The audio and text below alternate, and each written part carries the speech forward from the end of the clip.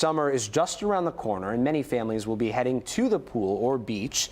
And it's important to know CPR in the case of an emergency. Joining me this morning is Labrita and Mildred Martinez, education specialists with Memorial Hermann Southwest Hospital. Thank you both for coming in and chatting with us this morning. Yeah. I was a lifeguard for 6 years throughout my high school, college career, and I will tell you, this was one of my most stressful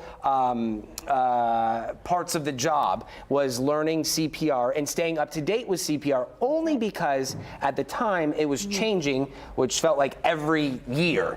Yes. But it's really easy. It's extremely easy. There's nothing to be worried about. Talk to us about what we're going to do here today. All righty, so let's jump right into it. So first and foremost, you want to always make sure and act quickly, act fast. Make sure that that scene is safe, and you want to call for help, so call 911. If you are by yourself, you want to make sure, take out that phone, dial 911, put it on speaker, put it right near you. And if there is someone else around, you want to point directly to them and say, you, go call 911. You'll then check the individual to see if they're responsive. So you'll kind of tap on them, hey, are you okay? And then you'll take your two fingers, put it along their neck just to see if there is a pulse. Also look at the chest, see if it's going up and down. Now that should take no more than about 5 to 10 seconds to complete. Once you see that there's no responsiveness, you will then bare the chest and begin CPR. You'll take your dominant hand, put it on the center of the chest, put the other hand on top, making sure to clasp those fingers together.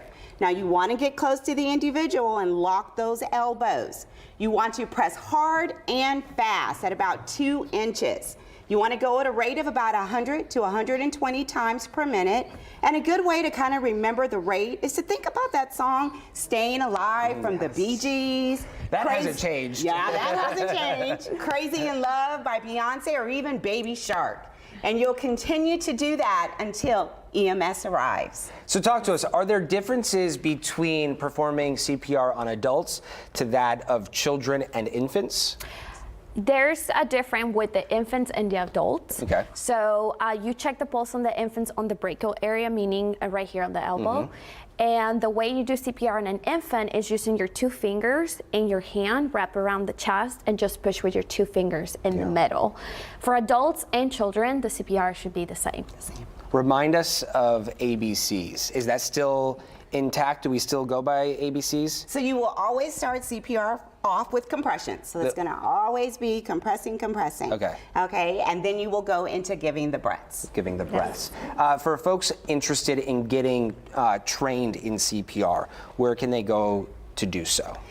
There are many locations throughout Houston area. We use AHA, which is American Heart Association, for training, but you can go to their website, AmericanHeartAssociation.org, and they will have multiple locations around Houston. Yeah, this is just so important to know. It can truly save lives and make a huge difference. Absolutely. It was something that I was very uncomfortable with at first, but it's something that you must know. Yes. Regardless of whether you're a lifeguard or not, and if you work in at a television station, this still could come in handy. Yes, it is a very important skill for everyone. Yeah. Well, we so much appreciate both of you coming in this morning. For more information, where can they go with Memorial? They can go to the Memorial Hermann website, memorialhermann.org, to get more information. And we'll make it that much easier because we'll put all of this information inside this article on our website, clicktohouston.com. Thank you so much for coming in. Thank you. Thank you. We appreciate it.